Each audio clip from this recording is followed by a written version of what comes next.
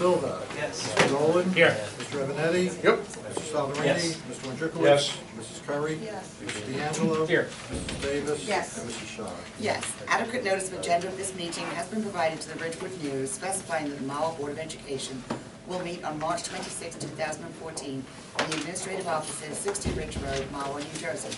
A copy was filed with the Township Clerk. Mr. Wondrikowicz. Yes, ma'am. Leaders? I pledge allegiance to the flag of the United States of America and to the republic for which it stands, one nation, under God, indivisible, with liberty and justice for all. Thank you.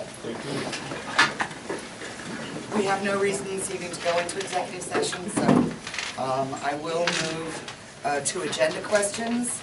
Please limit your questions at this time to resolutions under new business on this agenda. As a matter of fairness, you are asked to limit your questions to no more than one, and your remarks to no longer than 3 minutes.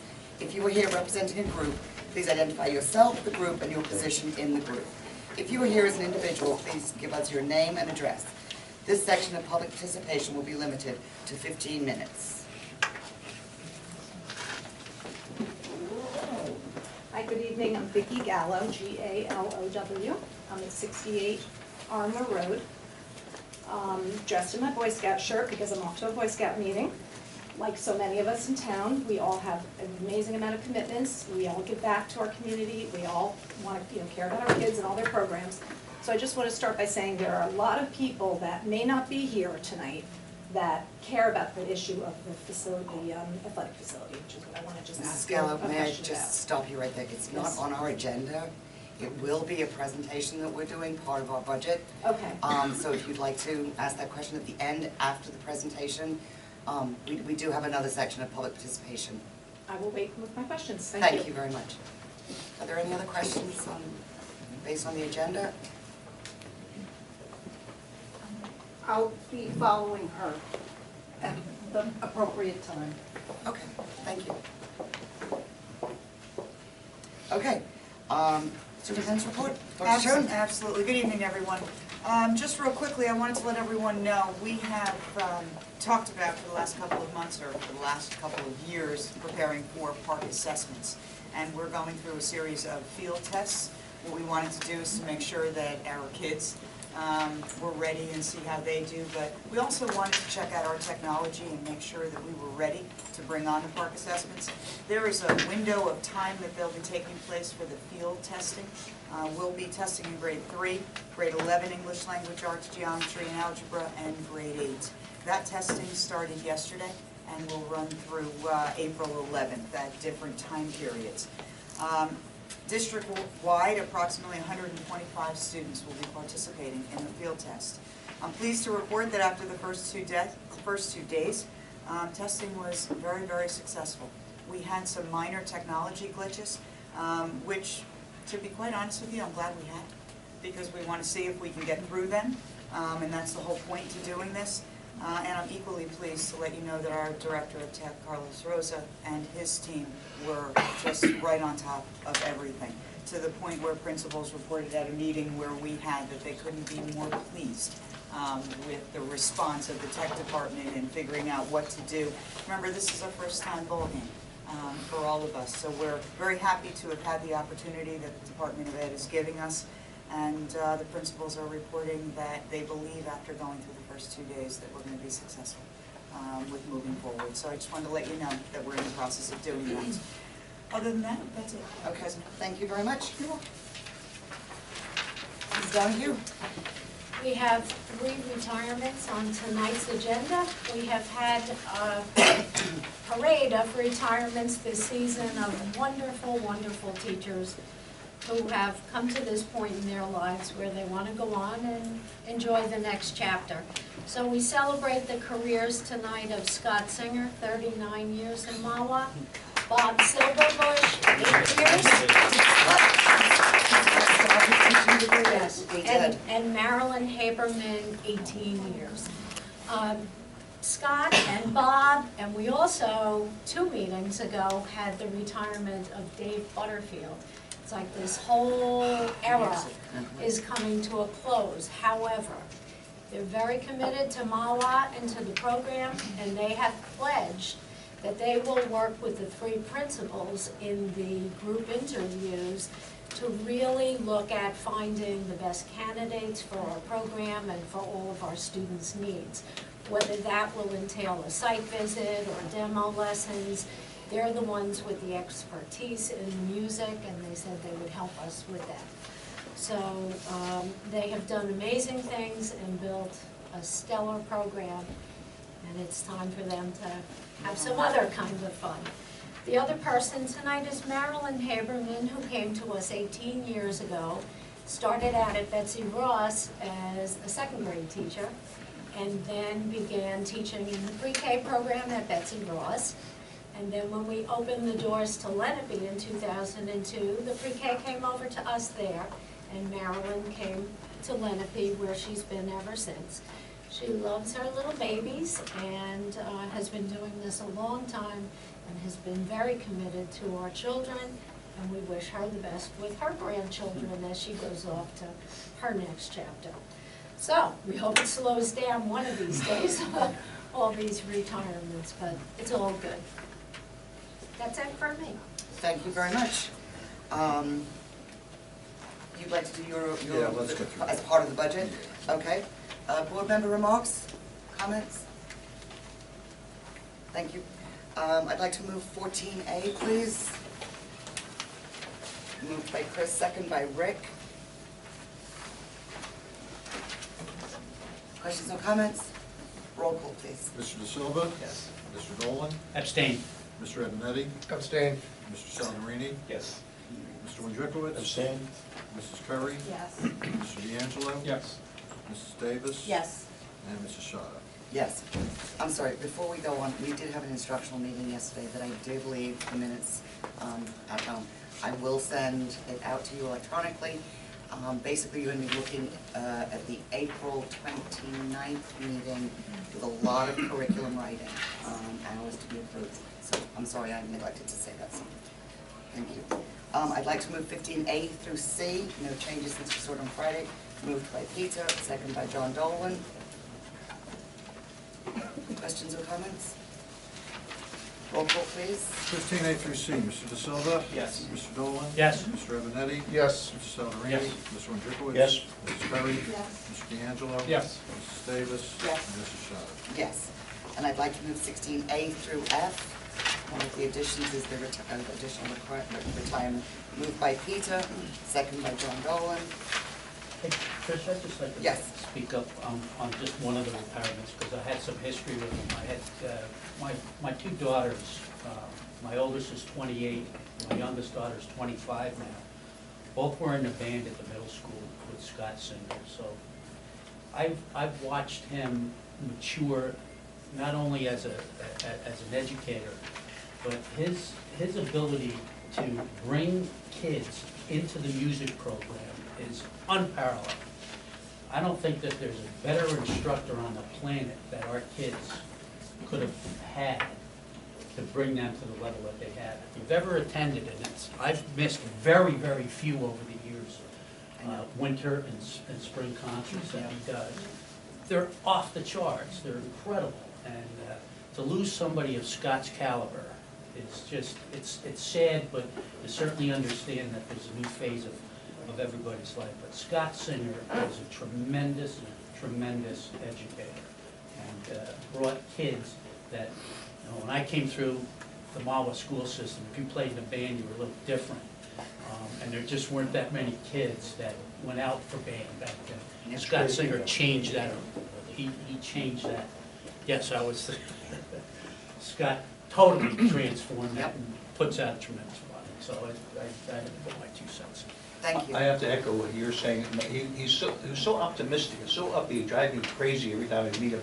And my kids loved him, and they had the band also. They couldn't play a note, but he kept encouraging them.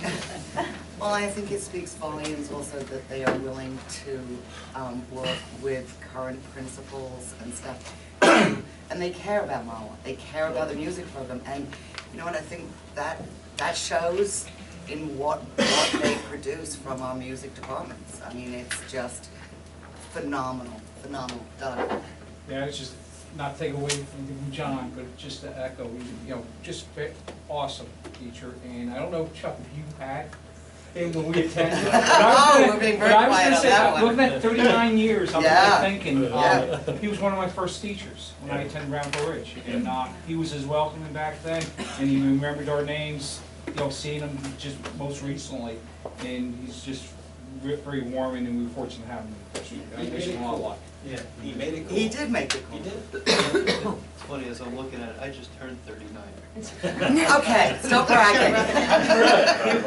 I was not in the band. I took a crack at it, and it didn't work out for me.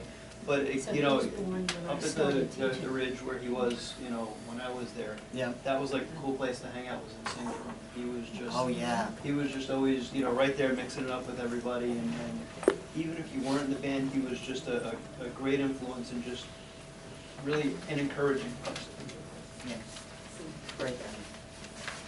So, All right, 16A through F. roll call, please. Mr. De Silva, Yes. Mr. Nolan. Yes. Mr. Evanetti, Yes. Mr. Salverini. Yes. Mr. Wondrikowitz. Yes. Mrs. Curry. Yes. Mr. D'Angelo. Yes. Mrs. Davis. Yes. And Mrs. Shaw. Yes. One more announcement from me, and that is, it's not listed on here. The high school play will be taking place this upcoming week. Senior Citizen Show is on Wednesday at 4 o'clock. Then there are shows Thursday, Friday, and Saturday at 7, and Sunday at 2. I know they would love to see all of us, or some of us, at the play. That being said, can we start our budget? Okay. Ed, you want the lights? At least, I'll. He's got it. See if you can find I'm gonna come join you, because I think I'll be able to see. Am I? Okay, for the few who show up every week, you've heard my spiel at the beginning that the budget calendar has been expanded this year for those of us who no longer have a vote in April, which at this point is the vast majority of districts in the state. So I think the state recognized that, if we had a little more time, you can monitor things like out-of-district tuition, like kindergarten enrollments, utility bills that you're dealing with during the winter. So it really does work well in terms of coming up with a better budget because you have an extra few weeks to play with. So tonight, we have said we're going to be discussing the projects that are in the budget. And so I'm going to kind of go quickly through the first batch of these. Back in the late spring, the state announced that it had grants available again for various kinds of projects, or the spring of the prior year. And they put a very tight window on getting the application in. And we all know this who have dealt with the state, there's certain rules of the game, and so you're trying to balance off going for every penny you can get, at the same time not appearing too greedy, because then that's held against you. So we went to the state with 5 projects, and I'm happy to say all 5 projects were approved. We picked those that we had a pretty good handle that they would be well received by the state. So the way this works is the first 3 projects here are boilers at Betsy Ross, George Washington, and Ramapo Ridge. We've been replacing boilers in the district certainly on a regular basis for the last 10 or 12 years. The result, of course, is less repairs and lower utility bills. So we have found this to be a very good process. And the way this works is the state looks at these kinds of repairs or replacements, and they say, we'll give you 40 cents on the dollar. So one of the other things we had going in our favor was the fact that we could say to the state, we have no problem funding the local share as we have it in capital reserve. So just looking at the first line there, Betsy Ross, we're looking at a project that's running approximately $330,000. We'll pick up $199 of it, the state picks up $132. So we have Betsy Ross, George Washington, and Ramapo Ridge will all have boiler projects this summer. The other 2 projects that were approved, I'll go backwards. The Kilmer univents in the old wings, those univents are the things that are along the wall there in terms of letting in warm air, cool air, all that kind of stuff. So we're replacing all the univents in the old wings at Joyce Kilmer School. That'll be done this summer. It'll take 2 of the wings out of commission. And again, you can see that it's estimated that the local share will be approximately $400,000. The state share will be about $264,000. So we're getting, again, that 40 cents on the buck from them and getting new equipment in the process. The switchgear project, when you walk out the building, if you look to the left, you'll see a fenced-in area by the high school cafeteria that contains where the electrical feed comes into the building. We had actually started talking about doing this last year. We had actually put it in the budget. And then when the grants came out, we knew that this would be pretty much a sure bet that the state would fund 40% of this. So we went and applied, but at the same time, we had an engineer come in to do a test on the existing equipment so that if there was an imminent problem that we needed to know about, we may have revisited whether we would wait to use the grant money. Engineers said that there was no reason to think that another year was going to necessarily make a difference.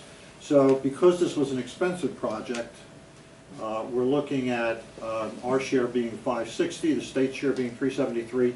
We felt that we were being responsible both fiscally as well as to the status of the high school by holding this off. So what we'll do with this is we'll put it in the budget. We will go out to bid in August or September of 2014. The work will actually be done when school gets out in 2015.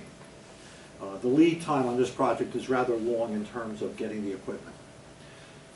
So bottom line, we're using about $1.5 million of local money from capital reserve, and the state will chip in once we do these things a little over $1 million.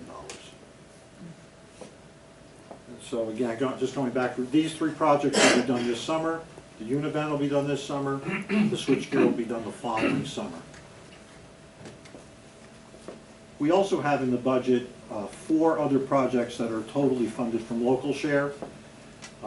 So we have the Betsy Ross multipurpose room, the George Washington multipurpose room, and the Joyce Kilmer Old Gym will all be getting air conditioning. And Joyce Kilmer's case is going to be more of an HVAC system than just the air conditioning. So pretty much there's not any space of any left in the district that is not air conditioned. Classrooms are air conditioned, the large spaces are air conditioned, gyms are air conditioned. All right, so those 3 projects, again, those will be done this summer. Should not be much of a problem to get those done. These are not really major projects. And then the last thing is what's been discussed since last July, the Mahwah High School multi-purpose complex, which is in the budget at $3.85 million. And I think I'm going to pass over to board members to discuss some aspects of this that are on the facilities committee. No, if you don't mind switching. So, yeah, so my part of the presentation here sort of deals with our continuing view of the need and the opportunity for the facility. You know, haven't changed much since when we first presented this in July. We thought it might be helpful to sort of throw a dart at a typical day and illustrate the need in the form of the competition for the spaces that we presently have available and how they're used, and then use that to talk a little bit about how the what I call the multi-purpose facility, if it goes through, would help with that. So, you know, at the end of the day, one of the core reasons to consider the facility is that we'll be getting, you know, the high school kids into sessions earlier, getting them home earlier, and then making our other facilities available for community earlier as well. So if you take a look, for example, at, say, Joyce Kilmer and the old gym, you know, right now, the way it works is we have the cheerleaders, the high school cheerleaders. They occupy that gym from 3:30 to 5:30, quarter to 6, and that bumps the ability of the rec basketball program to access that facility until about that time. So in the scenario where we have the facility up and running, the cheerleaders would obviously be able to go work in the multi-practice facility. Youth sports would be able to come in earlier if they so chose. Similarly, in the Joyce Kilmer new gym, a similar situation. You've got high school basketball in there from a varsity perspective, but in the wintertime we might have the color guard in there, and the same sort of stacking problem develops. You get one high school activity that bumps a community activity starts later. And if we put up this facility, we'll be able to resolve that problem and create additional space for basically everything, as the case may be. So that gives you a sense of the kind of the stacking, what I call the stacking problem anyway, as to how it would be resolved. So if you go to the next slide, Ed, so this gives you an illustration of what types of activities are happening coming up in the spring. So we have baseball and softball with total participation of about 75, lacrosse total participation about 80, track and field 125. You know, track is in track. There's obviously shot put, javelin, hurdles, pole vaulting, lots of other activities are going on from a track perspective. Tennis 30, golf 15. And so, you know, we have a total of about 325 people who are participating just in the spring stuff. That's about a third of the high school population. These numbers don't include what we think might be likely from a community perspective once we open the facility up for community use down the line. But these folks are all basically competing for the facilities that we have. You know, in March, I think we've lost 8 or so days to weather associated with obviously what's happening here from a March perspective with the practice facility, the way we would envision it. We wouldn't lose all that practice time, or we'd be able to use this facility instead of other gyms, and go back to the stacking problem that I spoke about a moment ago. In the fall, those numbers probably go to closer to 400, 425 because we throw in cheerleading, marching band, and that obviously pushes the numbers up a bit. So that gives you an illustration of the sort of numbers, not changed from the last time that we really spoke about this. The next slide, I think, goes to John. So John's going to talk a little bit about how we see the interior looking, and then I suppose we'll do questions. We'll do questions after. Yeah. Okay. I think after when we're finished. Yeah. We'll open it up when we're done talking, so we'll probably answer the questions. If not, you know, feel free to ask at the end. But here's a picture of what the inside of the building will potentially look like. You can see right now that there's going to be a field in there, a turf field that's going to be very similar to the one that's outside on the football and soccer and lacrosse field that we have now. The approximate size of the facility of the turf itself is going to be 50 by 35 yards. And during that period of time, during the fall sports, Chuck was touching pretty much on spring sports. In the fall sports, you're going to have your football, your soccer, your cheerleaders are going to have an opportunity to use it. Cross country, certainly marching band to some extent will be able to use it. In addition to the community also having some time on it. There'll be a urethane track. You can see to the right a little bit. It's partitioned on the right-hand side. There's a 5-lane urethane track where, as Chuck was talking, the track and field guys can come in and girls can come in, and we'll have a 50-yard sprint/hurdle track. There'll be an area for pole vaulting, an area for the high jump, area for hurdles. So you can see how it's partitioned, that the left side, the turf field, isn't going to be interfering with anything that the kids would potentially be doing on the track and field side. This will kind of give you an idea of what it looks like from above. On the in the spring activities, you're going to be able to take a look at, well, I just kind of talked about that. The baseball infield, you can see on this slide, up on the top part of the green, there's a 90-foot by 90-foot infield. There's a softball infield, you can see at the bottom right-hand corner in the green, 60 by 60. There's going to be batting cages to the left of the softball field. These are all partitioned by netting, so the nets will prevent the sports from running into one another. And again, the 5-lane track. Also within this facility, on the lower level, you're going to have the bathrooms, obviously, boys and girls. There's coaches' rooms and a place for storage.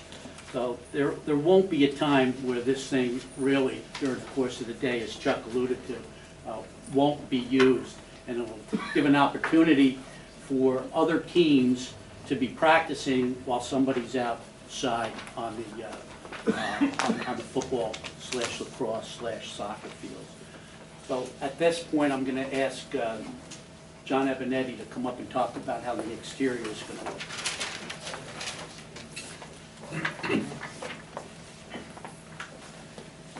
Okay, if you actually take a look at the board, this gives you an overhead perspective and a footprint of where the actual facility would be relative to the high school parking lot. That is the north end of the football field. Home school bleachers here, visiting team bleachers here. And again, high school parking lot, entrance into the high school. That's going to be the footprint of the overall building. Next slide, I'm going to break this up into two parts. The first part is going to be an overfly of the building. It's going to be a three-dimensional flyby, so everyone can take a look at it first time through. The second time through, we'll actually go through the specifics in terms of finishing, discussing entranceways, concession stands, accessibility, both handicap and regular, and again, positioning of the building relative to the school, relative to Ridge Road. So, Ed, if you can give me the first flyby for a moment, please.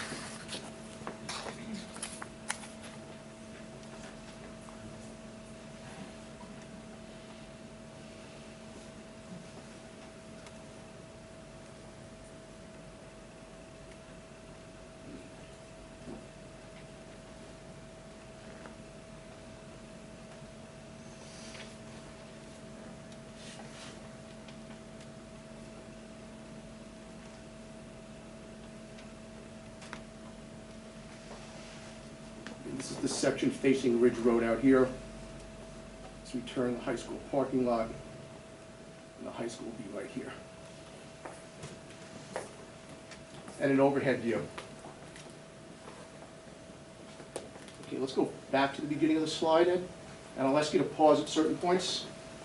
Okay, so now imagine yourself, you're sitting at the home school bleachers, looking off to your right. This is what you will see.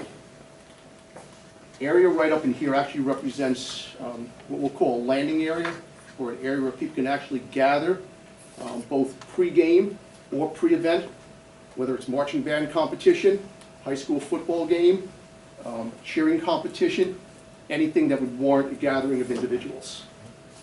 What we'll also see across this area here is a full viewing area. It represents coaching rooms and meeting rooms. That is a transparent glass, so individuals inside the building will have full access and full visibility to the field, again looking from the north end straight down. You also notice that there's full handicap accessibility through a series of ramps that run both up and down.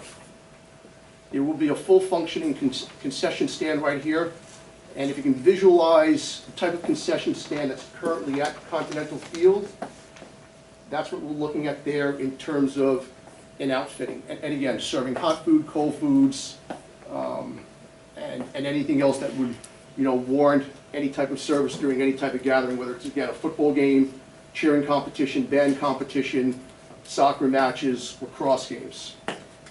As we start to rotate now towards the left, and I'll ask you to pause for a moment. Again, this gives you a full view of the area. Down the bottom left-hand corner of the building, this is a 7-foot door. This door will represent an access point where equipment can be moved both in and out of the building. That will not be a general point of ingress or egress for the public. And I want to emphasize that in building this building, laying out the accessibility, we want to control. We want to control for individuals coming in and out. We want to control first and foremost for the safety of our student athletes. As we continue to move to the left, and we'll continue to rotate, we'll zoom in for a moment. Thank you. Again, what you're going to have here is a tighter shot. Ed, could you just back up for a moment? Just so you can get that zoom in. A little back further.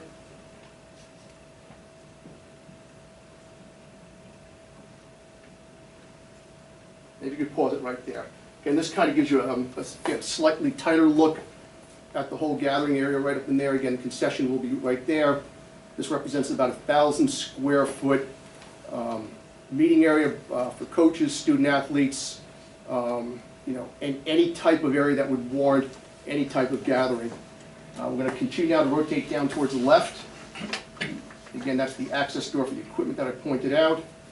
We're going to zoom out for a moment. And let's pause right there. So imagine, if you would, we're almost looking off to the right of Glasgow. These are going to be translucent pane windows that will allow sunlight into the building and across the field. Corrugated steel roof. You can continue it. Keep rotating to the left. And stop for a moment. Bottom right-hand corner, this is actually a point of ingress and egress for emergency services, allowing quick accessibility from both the high school parking lot area and Ridge Road, allowing emergency equipment to come in, whether it be an ambulance or any type of emergency response. Again, tightly controlled situation, no access for the general public. Again, our concern was to provide not a first, not a second, but a third additional area for both ingress and egress if the situation warranted for emergency services. As we continue to move, if you just back up for a second, Ed.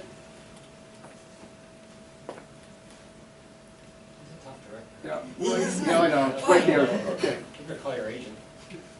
This is what we'll see facing the Ridge Road. Now, if you're actually driving up the ridge, there will probably be about a 4 to 5 second point in time where your line of vision for the high school is effectively blocked. If you choose to stand in that area for an indefinite period of time, obviously you'll never be able to see the high school. But again, driving along Ridge Road at normal speed, 30, 35 miles an hour, 25 miles an hour, that's going to represent a minimal, it's going to represent a minimal obstruction of view to the high school. As we continue to rotate to the left, pause for a moment. We'll see the general entryway into the building right over here. Again, tightness on control, student athletes in and out, coaches, general public. Behind that, there is an elevator that will allow handicap accessibility to the second floor as well. Second floor will have a series of gathering rooms, classrooms, coaching rooms, rooms that could be used to accommodate extracurricular activities, both athletic as well as educational. As we continue to rotate to the left, we'll see right in here this little blue door where the bar is. That's where tickets will be sold, again, for general events on the field, high school football games, cheering matches, band competitions, anything that would warrant the sale of tickets.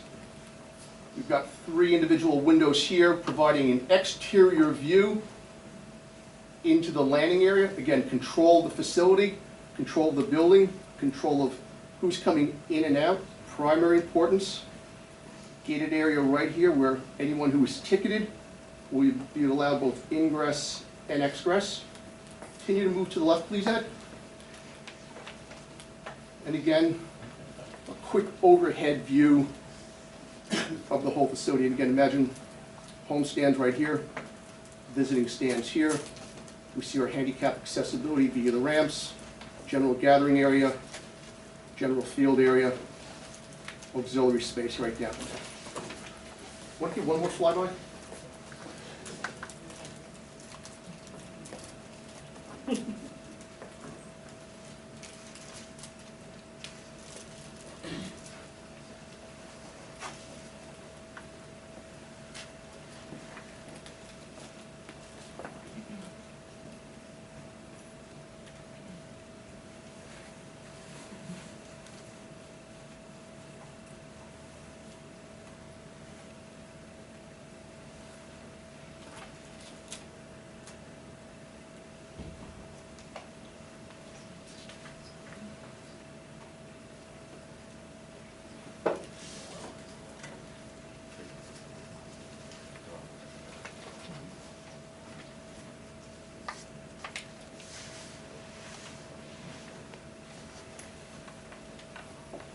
And that concludes the presentation. Thank you.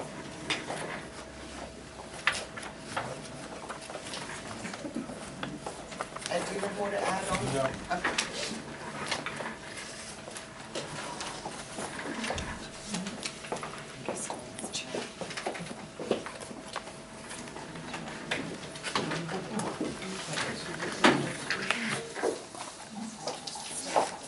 That was very informative, thank you very much. Board member comments? Suzanne? I have a question for Ed regarding cap reserve. Can you tell me, or direct me to the page in here that has how much we have in cap reserve going into the next fiscal year, and how much is coming out with all of these projects next We year? currently have about 8.3 million.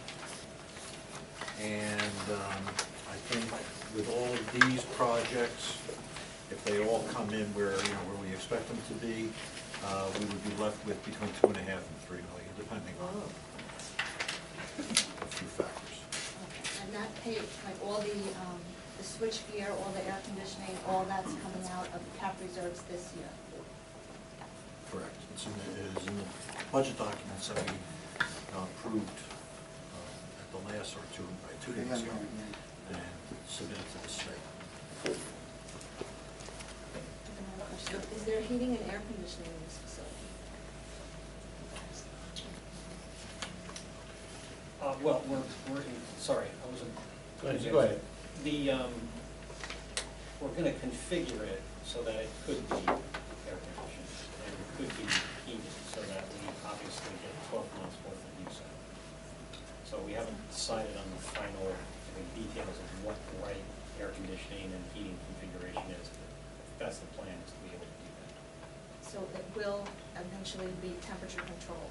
I think so, yes. We've got everything else temperature controlled, and we really want to get the maximum use out of it in terms of an all-season, all-year-round solution, yes. And another question, does this have any use during the day, or is this just for practice after school? I think that would depend on what the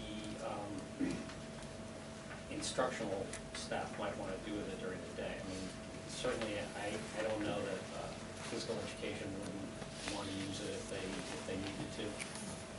But I would ultimately leave that to obviously administration and Roger. But once it's constructed, it's there, it certainly can be used. Maybe a better answer to your question would be there's nothing's proposed, scheduling proposed for that building for the school day. As Chuck has said, emergency arises or a special need arises, yes, we can use it for that purpose. But as being specifically for an educational use during the day, there's no schedule, no set schedule. There will be no set schedule, excuse me.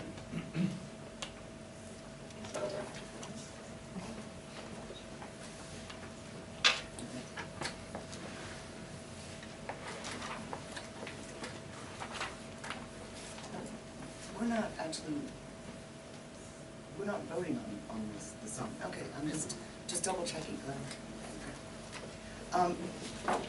Process from here. Well, I guess on May 7th will be the budget hearing. The board will approve the final adopted budget for 2014-15. Any chance of having healthcare on that? No. No. Well, next time. Wishful thinking, I know. Keep asking. I will keep asking. And then, assuming that this is approved by the board, more or less in June, we would go out to bid. And end of August, we would open bids, evaluate. Projects like this usually take, depending on number of bidders and all that, it can take a week by the time you check paperwork and follow up with various issues. So somewhere in September, I would see that the board would be evaluating the bids. It could be a week or two earlier, it could be a week or two later.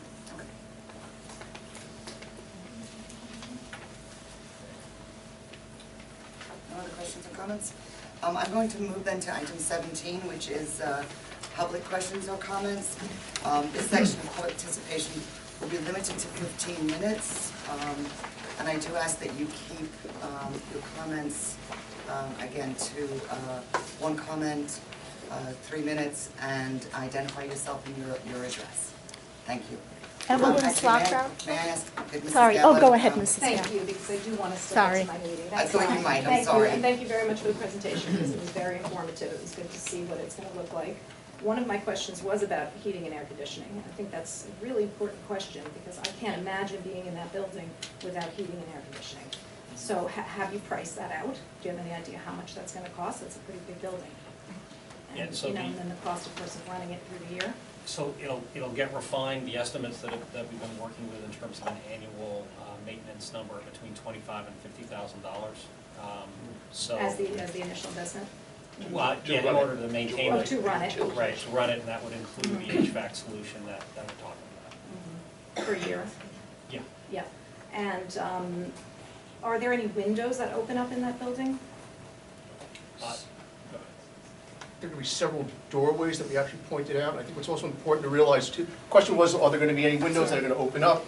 I guess your concern goes to ventilation. Very much so. In answer to that question, and again, correct me if I'm wrong, there will be an air circulation system that drops down from the roof, a fan system for the movement of air.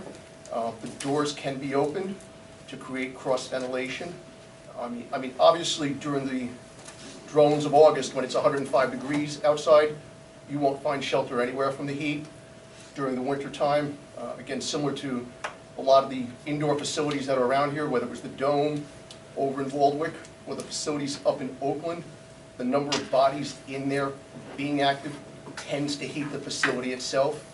So, you know, as Chuck had said, we're going to evaluate the need for heating and air conditioning once we have the building in place and we actually see how it performs during those conditions. Have you considered, oh, sorry. Go ahead. Have you considered any kind of green technology for this building at all?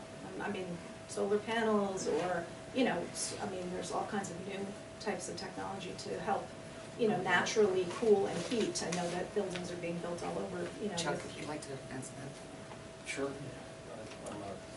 Sure. When we first presented the idea, there was a question from the board about whether or not we could use solar panels for it.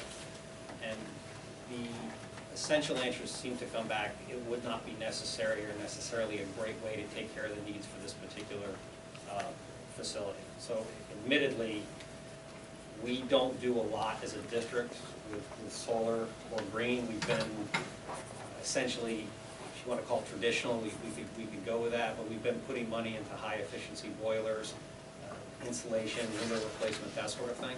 So we don't have a track record with solar. Didn't get any opinion from the architect that suggested solar was necessarily a great way to go with this particular facility. Now wind, I would be willing to consider wind because we have a lot. But so that's the honest answer to your question. I would suggest that that would be something you might look into, just in terms of cost of air conditioning and heating, because it is certainly something that is being improved upon as time goes on. Last question, I know my time is up. If I may, I have to ask other people if they Just have want to any know other if you comments. plan to respond to Mrs. Gallo, if concerns you- of the planning board. Planning board If I- came if forward I with may- some comments. If I may, I I really just do have to wondered move on if and you- let other people answer. I will leave that question hanging in the air. Thank you very much. I think there was a lady behind you that had actually requested to speak second. Yes. My name is Tammy Leonzi. I live at 19 Malcolm Road, and I will first say that I don't choose to speak in public, but when I feel strongly about something, I try and speak up to the best of my ability. So let me just start by saying that I'm embarrassed for the town for considering a huge expense like this when you detailed meaty projects, and I think projects that weren't even detailed in the budget, to spend almost $4 million as all the presentations, all these high-tech presentations, nothing was talked about in regards to education. And all we talked about was our student athletes Nothing was talked about as far as what this facility serves in terms of educational purpose. And again, if I was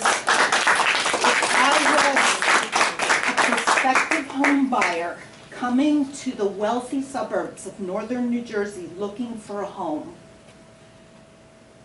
would I choose between a district that has high educational standards, or would I choose between a district that has wonderful sports facilities, multi-purpose facilities? It is a complete embarrassment Respectfully, I think we have to our both. district. I think we offer both. Excellent education and a great sports. It's not one or the other in this Let's case. enhance, then let's further enhance our educational aspects in our district.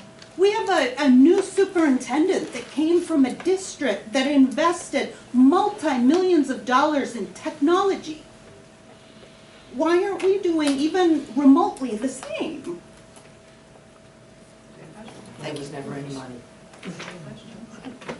That's all I have to say. But one thing, go to our website, or go to New Jersey Department of Education's website, and check the report card for this district compared to other districts of similar size. And you're going to be very surprised that Well, then let's make it even better. we are. We have a great We have a great district. Currently, we have, and I don't want to get a shouting match, but currently we have over 20 or 21 AP courses. 21. 20 seconds just been. And that's far above everyone else. I had been to meetings, you weren't here the last 2 meetings ago. I had been to a Passaic County School Board meeting, and I listened to them bemoaning the fact that Park is driving them crazy. They asked that we shouldn't do this. We are by far heads and shoulders above a number of districts in this area. Okay? So we're doing very well. Our teachers are the best in the area. I had the good fortune to look through, it's required, not required, but allowed to look at the non-tenured evaluations under the new Park system, the Danielson system. It is so comprehensive that in the old days you go look at 20 different evaluations of non-tenured teachers in a 2-hour session. I did 2 in 2 hours because of what they asked for from our teachers. And as the superintendent alluded to earlier, we successfully had a run-through, or will have pretty soon. So you've got to be careful what you say about your district unless you can prove to me that what you said is true. If you can't prove it to me, then don't say anything. But I have been on this board for 27 years. I've watched it grow from, why are our kids going to good schools? And the board chairman at that point, well, they are. They're going to Patterson, they're going to, but no one was going to Ivy League school.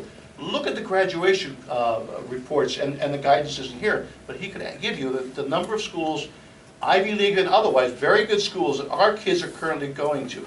Look at our music program, how much has grown in 27 years. So you can't say this is not a good district. This is, by far, a fantastic place. I didn't say that our district. Oh, you know her? No, I don't know, but you did say You were unhappy. good. You were unhappy. Gentlemen, ladies, okay, thank you. Evelyn Slockbarrow, 43 Thunderhead Place. According to the form that you submitted to the New Jersey Department of Education, the summary cost estimate form for state project 2900-050-142-000, the total project costs for this facility are $4,381,972. So I am not sure why you have it listed as 3.7 million. When the architect fills those forms out, there are various things that may go in there or may not go in there.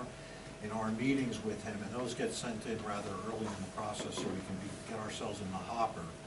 In terms of what we expect this to run right now, the 3.85 is the number that is a reasonable estimate. Now, that obviously means it could come in at 3.9. It could come in at 4, it could come in at 3.6. So there's a variety of factors that goes into that. Okay, according to this, the total building construction costs are $3,754,520, or $54,520. The additional costs are architectural design fees, okay, construction administration fees, and construction contingency fees, which bump that up to the $4,381,972. So I believe you're shortchanging this estimate in your budget. Believe that. Yes. My name is Bhavani Parameshwar. I live in 33 Malcolm Road in Mahwah, New Jersey. My daughter goes to 6th grade in Ramapo Ridge. I've lived in the Mahwah area for 14 plus years. I grew up in India. The reason I'm setting the context over here in this regard is that, excuse me if I'm staring at a problem of plenty over here, right? We are looking at the world leaving us behind at other in STEM programs. Everyone knows that. There are enough proofs, sir, to show you that in science, technology, engineering, and math, we are being left way behind by the world. I don't see any issues with the current facilities that we have. And if there are problems with stacking, sir, as you mentioned before, I'd like to see how many people have complained about that. It gives people time to do their homework and get ready for the evening and then come in. There are enough facilities around here for sports at this point in time from where I see it. But when it comes to a technology lab or an astronomy lab, anything to do with science, technology in this district, we could be putting in every penny that we've got and more. And if we don't do that right now, we will continue to languish in the 50s and 60s that the rankings are, which I don't consider great. I live in this town because I love the community, but rankings matter. If we're going to be satisfied by 50s and 60s in terms of high school rankings, then shame on us. We need to invest and invest robustly in terms of education, as Tammy said before, in terms of science and technology. And if we don't do that, this district none of this will matter. And you're talking about you build it and they'll come. That's the general theme that I'm hearing over here. And you know what? They're not coming. The enrollments are down. We're talking about perhaps even doing away with an elementary school at some point in time in the future. We are. You build it, I'm just saying that enrollments are down. There is talk about elementary schools having lower enrollments. If you talk about building... May I just correct that though, because again, we do have some people here from the press, and I'd like to make sure we have not discussed closing down. No, you're not. You have not discussed it. When you generalize like that, I'm sorry, I must just correct that. Okay, I stand corrected. When you generalize, we are not considering closing down elementary schools. We are going to be offering full-day kindergarten come September. Okay. So I would just like to make sure that we all have that very clear. Okay. Okay, I would define that point that I made and say that enrollments are down. Enrollments are down for all of us to see. So when you build it, they won't come. What are we doing this for? We have to build, we have to invest in this town with an eye to the future. And the future is that we're being left behind. Thank you.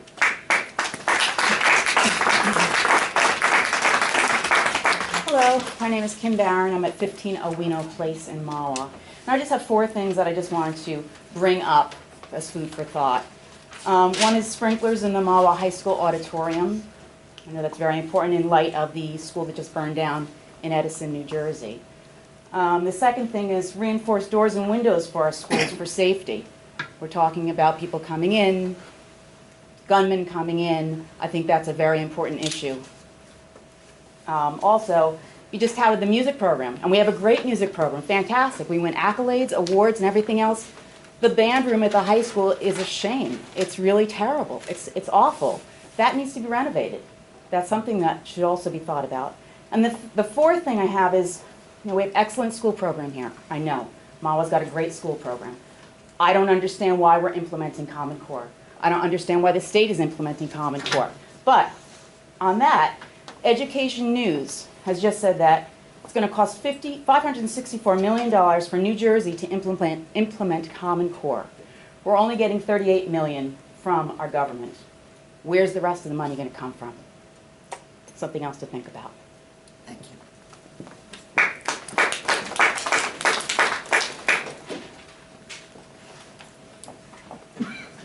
Shauna Brown. I'm at 50 Divine Drive in Mahwah. First of all, I know that you were stating that the sports training facility will free up space for the community rec programs to start earlier by shifting the cheerleaders, like you used in your example, to the facility, correct? That was part of it, correct. Okay. I'm not sure if that's really going to happen though, because all the coaches are parent volunteers in the community sports, and most work. And I know just from my children being in the sports, sometimes we have practice at 7 because the coach can't get there until then.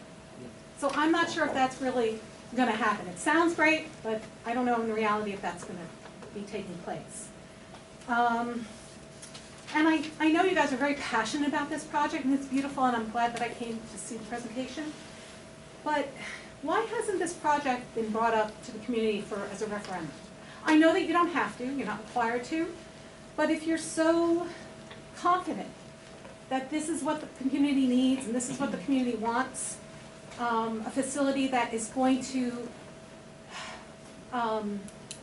benefit a subset of our student body, a subset of a subset, because it's really only going to benefit athletes and only some athletes. If you're so confident this is what we need, why can't we vote on it?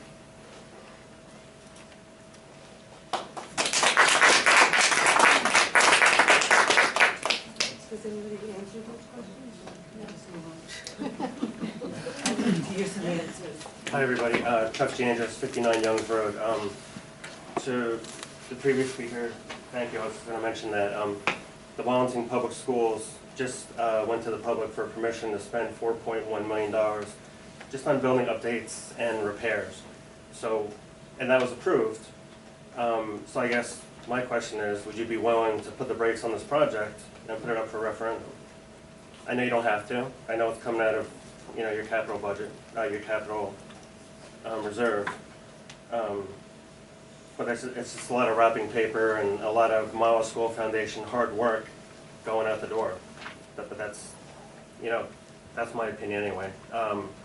There is a nasty rumor going around that this is not air conditioned. He just said it. There's no heat. I was all the way in the back, so No air conditioning or heating. At this time. Okay. So that's another $1 million. I would think it would be cheaper to do it up front, but I understand that, you know, your rationale to get it up and running and see how it goes. Well, what I said is we'll build it out to enable it. So the initial construction will include the enablement of turning it on. That's so if I wasn't clear about that, then. No, it's okay. Just, so. thank you. Sure. But would you be willing to put it up for referendum? You know, I'm going to speak just for myself for a moment. I mean, we haven't put things up for referendum before in terms of, you know, capital budget expenditures. I mean, we didn't put things up for referendum. I don't believe like when we did things like Lenape Meadows or Wings on Science Buildings or Yes, it was. other things. I could be mistaken about that, but I don't think. With due respect, that was educational. Yeah, and so I appreciate the suggestion, and I'm happy to talk about it, you know, with the rest of the board in terms of that. I think again, I probably disagree a little bit with the idea that the positioning of the use of the facility is exclusively sports. In other words, I do believe, for example, that I look at it from an extracurricular activity perspective across the board. So I believe that people who are kids that are participating in extracurricular activities will have the opportunity to use the facility. The idea that, you know, the consideration of doing this somehow places the district's current performance or future performance from an academic perspective at risk is not one that I share. I think that by any measure, the district is performing extremely well. The investments that are necessary to continue to advance the educational initiatives or toward our goals are included within the operating budget that we pass each year.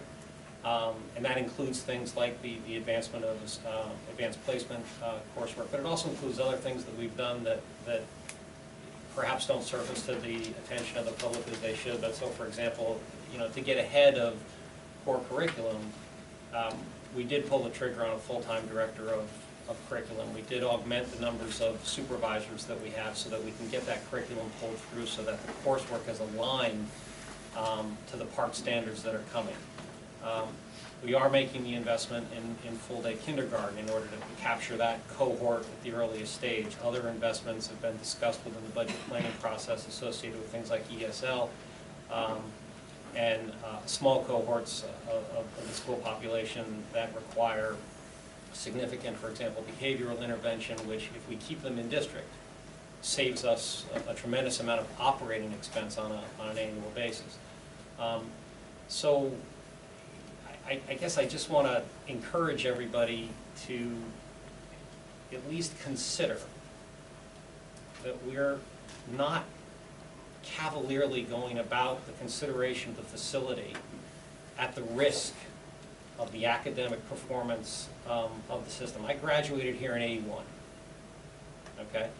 There is no comparison between the school I graduated from and the school that my daughter graduated from 4 years ago and the school that my son is graduating from this June. Okay, no, there's just no comparison. Yeah, I don't think we're arguing about. Oh, I just want to say, because there's, I hear lots of applause when someone makes a comment about it, it's all sports and it's all this. The mission statement of the school actually includes physical. Okay, so however you want to define that's what's in there. So I say that not because I'm being defensive, but because I want you to understand how at least I'm thinking about it. Right. And relative to whether or not we should do something like STEM, for example, and not disagreeing with you with respect to what people say about STEM. I think we have an outstanding math and science curriculum. I think we introduce math and science to kids at the earliest possible age. Making this decision wouldn't preclude considering the sorts of investments that you're thinking about from a STEM perspective. Part of the reason that we have added the superintendent that we've added is because we have an educational expert to help us with those things. The expectation is there will be sufficient funds left over in the capital budget if this goes through to look at those things. So I guess, again, I'm just trying to encourage everybody to not think of it in terms of a direct either or that we are not acutely aware of the needs from an academic perspective. Yes, ma'am. I really appreciate what you're saying about this. You're not going to throw anything at me, right? There is an opportunity loss in any equation, True. This is an opportunity loss to enhance the STEM program. This is an opportunity loss to invest in the future of our children as the world overtakes them, and to be in the 50s and 60s in ranking. I love this community, right? And I've seen the strides that it makes, but something, it doesn't compare even remotely to the amount of science that people back in India that I go to see are doing. Yep. That's a matter of shape. We could have extracurricular clubs that offer that. We could make investment in these STEM programs that do that. So that's why I'm saying the opportunity loss is what we are bemoaning over here. Thank you. I understand what you're saying. Thank you. Thanks. I know my time's up. Yes. Just one more passing request that you reinstate the middle school sports program. That's sorely missed. Thank you. Came up last week. Hold it back, Ian. Good evening. Councilman Steve Sabara, 92 Deerfield Terrace, Mahwah, New Jersey. Can I ask, as you introduce yourself that way, I'm sorry. are you here as a councilman or are you here as a resident? I'm actually here as a combination of both, because I think my questions and what I'm asking is a little bit... Does the council know that you're representing them? Then I cannot do that, but I will be a private citizen, Stephen Sabara, 92 Deerfield Terrace. My question is, I'm not here to debate at all the values of a new facility being put up here. I think you've heard enough from a lot of people here, and you will continue to hear that. That's not what I'm here for. My question is more on the financial side, and as it relates to the taxpayers of this town. I guess my question is, one of my questions is, I heard that of the and correct me if I'm wrong, of the $8.5 million capital reserve fund we are looking to spend approximately a total of $6 million this year on capital projects. Does that sound correct? Close enough for Jay. Close enough. Of that $6 million, how much of that on a percentage basis is directly included into the tax increases this year? Is it it's zero? Yeah. Well, I know on the municipal side, when capital money is used, regardless, state statute indicates that 5% of the money comes directly into the tax levy. And you're saying there's no tax levy whatsoever on these capital funds.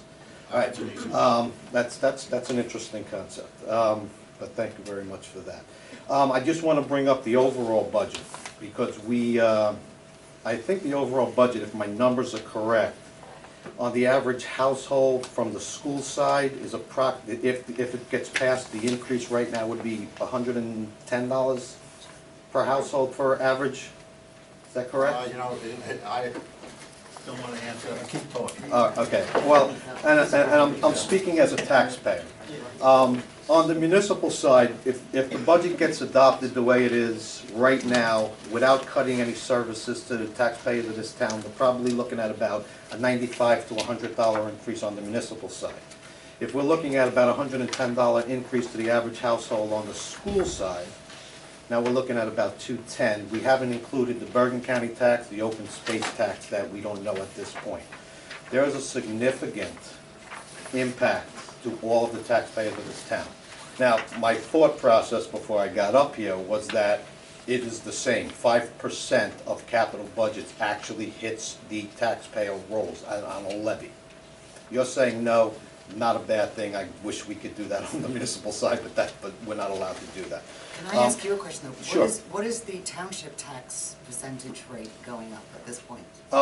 It looks, well, see, we're going to talk percentages. It looks like the percentage is going to come in somewhere around 4.8% is what's going to be introduced tomorrow night. And there's nowhere for them to cut anything in that 4%? Aren't you on a cap of 2% too? And so are you, and yes, there are things inside the cap and outside the cap. That's correct. We are still inside under the 2% cap on the inside basis. There's other reasons for the increases, as you know. But that's not here. I'm looking at overall tax rates.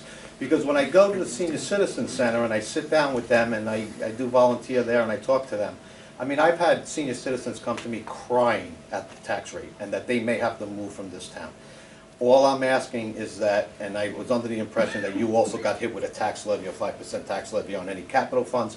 All I'm asking is that you go back and take a look at your budget, because all of our increases, and that's what we're doing also. And I don't want to represent the council. That's why I was saying it's a combination of both. But this is going to be a significant increase this year to people in a down economic area. I've got a lot of unemployed people in this town, and it's not a beautiful thing. Once again, the perception of spending this money, even though you say it's not going to hit the tax levy, eventually I'm assuming that this money was raised through previous taxes. Yes. Okay. Yes. So for an 8.5 million nest egg, which is nice, to drop it to 2.5 million, I'd strongly take a look at that, because from a rainy day perspective, if we drop below a $6 million surplus in town, it's not a good thing, and we try and keep a $6 million surplus, and that's why we're trying not to pass things along. So I thank you for your time. By the way, I do want to say, as an elected official, I know how difficult things are, especially at budget time, and I thank everybody here for the work that they do, because it is very difficult. I know what that's like. Thank you. Thank you. Just so everybody knows, we are still working on our budget. This presentation this evening was part of our budget process. Normally at this time of year, this is the first year, we would have to have a final budget done this meeting. However, the state has extended that to May 7th. So we will continue to work on our budget.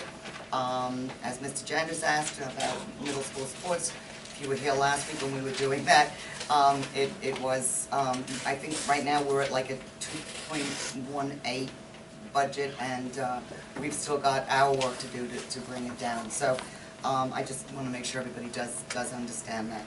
I just want to make sure, because again, I know sometimes you hear something, so if I could just cover two areas very quickly. I will say it again, in terms of this money, yes, it came from previous budget years. It's been sitting in the bank, and it took approximately 11 years to build up, and so there is no tax implication for spending that money. Let me state that, make that clear. And then let me just back up to a question that came up earlier. From where I sit, which is everything that goes on in terms of building usage passes through my office. The volume of requests, and when you show up for one meeting, it's hard, like we talk about these things, the volume of requests for the use of our facilities generated at night, mainly by township groups, and I think unfortunately, is phenomenal. We could build 3 facilities and keep them busy.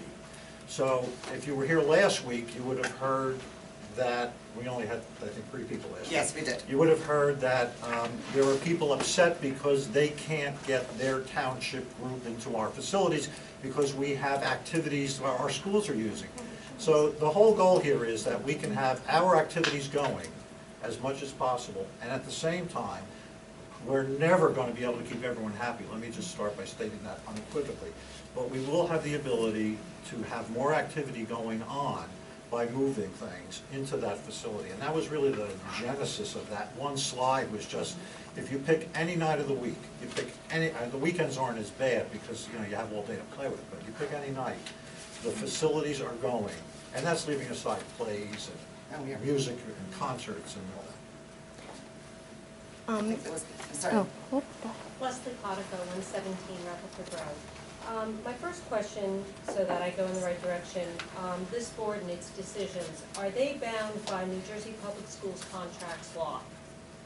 Absolutely. You are, okay.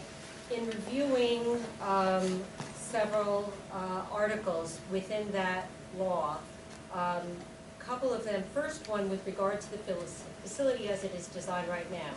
18A-7G, 18A:7G-51 states, no construction of school within 1,000 feet of an existing entry-exit ramp of a highway. I did call Boswell Engineering when I saw this to clarify, since I do not have the tools, obviously, to measure. Boswell Engineering did confirm that your closest point, which is part of the structure, to Ridge Road, is within that 1,000 feet. So we are not within compliance right now, as you have had the architect draw it up. It does not stipulate lot and block, so that it then becomes an as the crow fly measurement to our understanding. Another point that is within this same contracts law, and that is under 18A:7G-4 subset G. That reads, each district shall submit the long-range facility plan to the planning board of the municipality or municipalities in which the district is situate for the planning board's review and findings, and the incorporation of the plan's goals and objectives into the municipal master plan adopted by the municipality pursuant to section 19 of PL 1975 C291. You can look it up, the rest of it. The township redid its master plan just last fall, and I've heard that this has been discussed over the course of the last 3 years. It then came out into public purview, shall we say, last August, which is before the municipal plan. This apparently did not exist and was not introduced to the municipal plan. You went to the planning board, and I know the planning board sent a letter, I was at that meeting, sent a letter to Trenton. They have serious issue with some things. So obviously they cannot adopt your plan currently into the municipal master plan.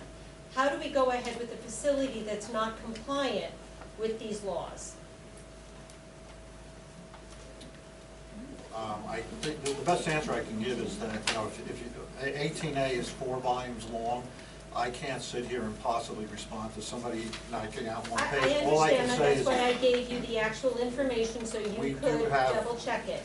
When we submit to Trenton, to the Department of Education, they get to review everything. and they either approve or they don't approve, they come back with questions. So that would be the guiding interpretation in terms of, as you know, often with laws, one law says one thing, one says another, and somebody has to reconcile what they do. So it's impossible for me to say what will happen. This is all going, you know, through a review process. So if I understand what you're saying, then you're just gonna go ahead and throw it to the wind and see if it sticks. Yeah. And, you know, with all due respect, that's sorry. that's not anywhere near what he said. Don't try to spin it into some obfuscation. You quoted a citation that indicated he wasn't able to give you an exact answer with respect to the specific citations. What we told you is that we have followed the process that has been laid out for us according to the Department of Education in the state of New Jersey.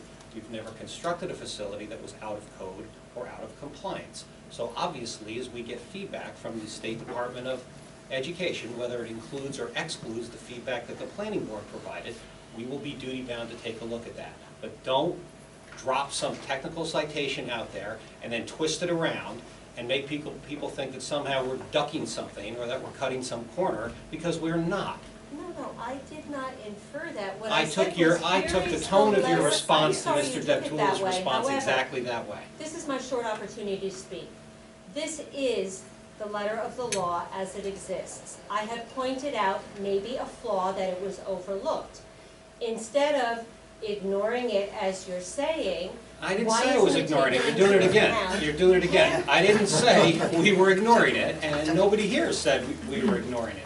So don't say it that I'm way. proactive then, how's that? There you May I go. take That's a one- whole may I lot take different than one last ignoring. question? Something up and we should look into it. I mean, we like to look at, make sure that everything's compliant, so I'm sure that facilities will look into this 1,000-foot thing and the other one. that you 1,000 said. foot, and then whether this, with all its discussion, was never previously incorporated into the master plan when it had an opportunity to be incorporated into the township's master plan, since it is a change of structure within our school district. Thank you. One last question if there's, yes. Hello. I think I know everybody on this board. We've socialized. Who are you? Yeah, Pete, okay, you got it. And I'm on the library board with you, so I do know. I have to say, Angela, I need your, it's Angela Clark, it's I need Angela your Clark, address. 133 Rutherford Road in Mahwah. And I just want to say, this is a waste of money. And I have athletic children, of course, now I'm just a taxpayer at this point now, because my child will graduate. And every single one of them was in sports, multiple sports, including my husband coaching. We have, for 3.8 million or 4, I don't know what the number is anymore, because you do have to add architectural fees, with no heat, by the way, okay? And by the way, I work out with the football team at Velocity, and we all know that you really can't practice inside of a facility for soccer and football. They need the big field. Lacrosse needs the big field. They have to play in inclement weather. They play in inclement weather all the time. That's just the way Jeff Remo would say it. They would all say it.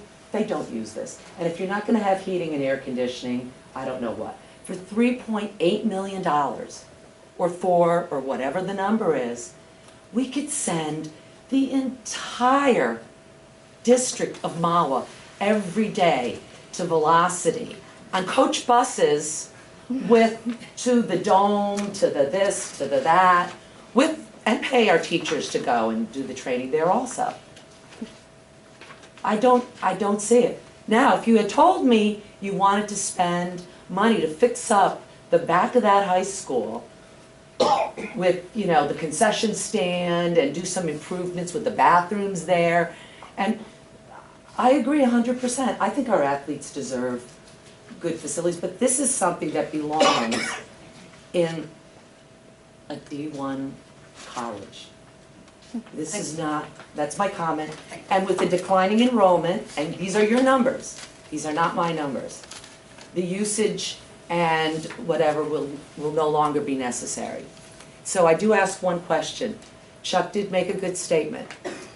Could we bring this to a referendum? Because it is a significant sum of money that the town people should have a chance to vote on.